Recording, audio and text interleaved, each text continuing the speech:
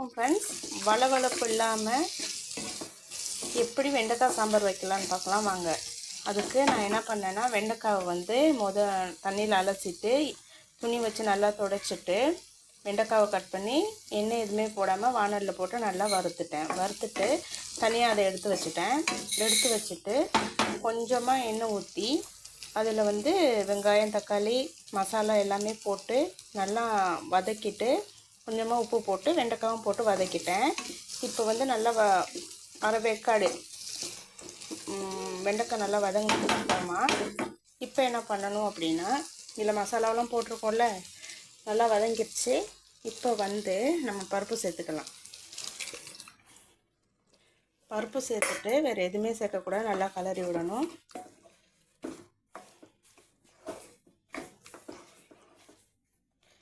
இப்போ வந்து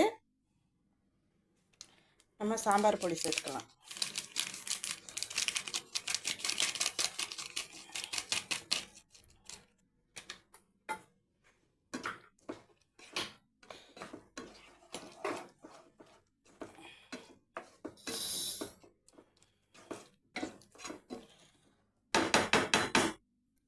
கொஞ்சம் நல்லாவே மசாலாலாம் சேர்ந்து குக் ஆனதுக்கப்புறம் தான் நம்ம புளி தண்ணி ஊற்றணும்.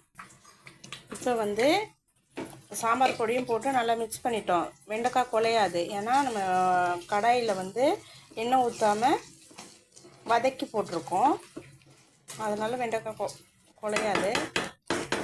சாம்பார்னால் தண்ணியாக இருக்கணும் இல்லையா, ஸோ புளி தண்ணி ஊற்றிடலாம்.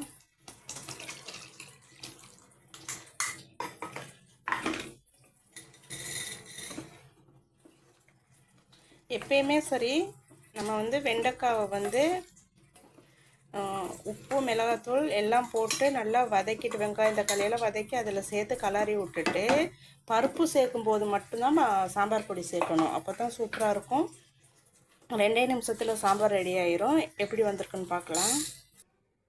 இப்போ வந்து சூப்பரான வெண்டைக்காய் சாம்பார் ரெடி ஆயிடுச்சு. சுட சுட சாதத்தில் அப்பளத்தை நொறுக்கி போட்டு சாப்பிட்டா வேறு லெவலில் இருக்கும் ஃப்ரெண்ட்ஸ்.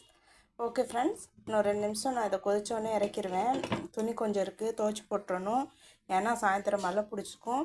வீடியோ பிடிச்சிருந்தா மறக்காமல் லைக் பண்ணுங்கள் ஃப்ரெண்ட்ஸ். தேங்க்யூ.